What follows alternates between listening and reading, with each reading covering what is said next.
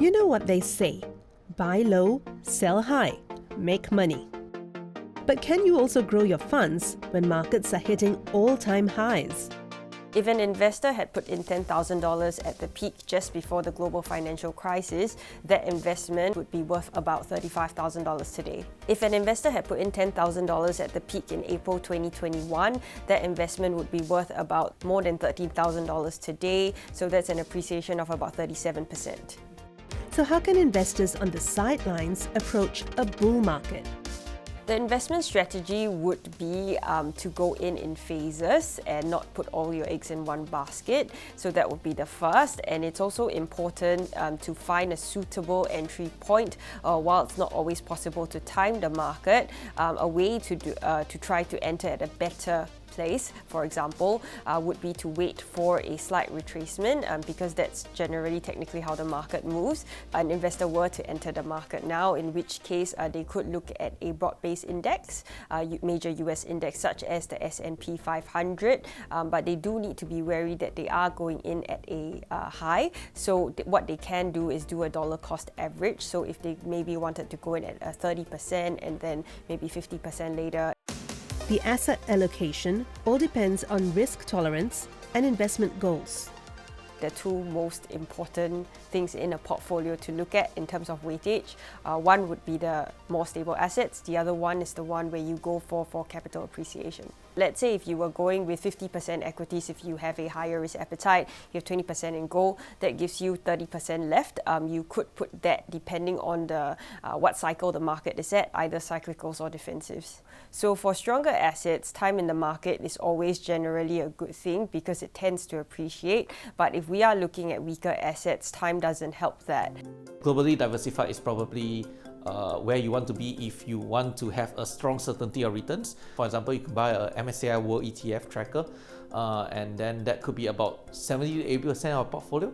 You might want some bonds, a bond ETF or bond unit trust, that is another option. So that could be maybe 10-20% of your portfolio. And if you're feeling a little adventurous, you could explore, say, technology or commodities for maybe another 10% of your portfolio. But don't have too much in that because that's very tactical and quite volatile. The S&P 500 has a history of moving into long stretches of higher returns, followed by shorter periods of lower returns. There could be a potential of a large drop, more than 20%. So why do we say that? We say that because if we look at how the market is functioning, there is a high level of greed at the moment, and we do expect that the capital might flow out at some point in time. How do investors cushion this? They can have some safe assets, safe haven assets in their portfolio, for example, such as gold or fixed income assets, and they do need to review their portfolio consistently just to see what the impact could possibly be in the case of a drawdown. So if rate cuts do happen, in which case we do expect an appreciation in certain major US indices, what we can expect to underperform would actually be major tech, because it's already quite extended and can be interpreted as over-evaluated, whereas performers that we can look at are mid-cap stocks, which tend to be lagging in comparison to the mega-cap. It's normal for markets to rise and fall. Here are some traps to avoid. You know, your 10,000 portfolio basically could drop to $8,000, $7,000, and then that is something that you have to ask yourself, can I tolerate that? Am I able to look at it and say, it's fine, I have the time to wait it out? Because some people don't. And that's when they panic, they get out, or they make a rash, emotional decision that will have long-term consequences on their portfolio growth. There are three major mistakes that an investor should avoid making. The first would be panic selling. The second would be chasing fads, so anything that is short-term or exciting for the moment. And the third would be lack of diversification. There are many factors that can trigger volatility, so investors need to cushion themselves against potential downturns. You need to make sure that you yourself, you're resilient.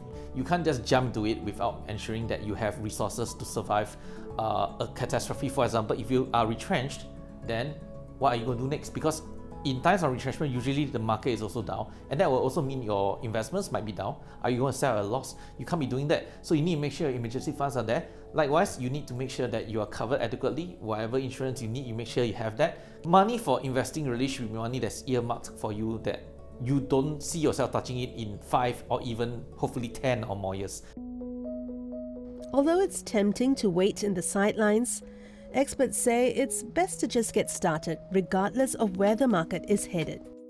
Well, I would say if you have the time horizon too, you can definitely enter the market even now. If you are able to wait things out, eventually the market will go up in the long run. There is never a good or bad time to enter the market. What investors can do is to do it prudently. So if somebody does not have any investments in the market at all, then I would say that it could be a good time to consider, given the macroeconomic environment and economic resilience at this point in time.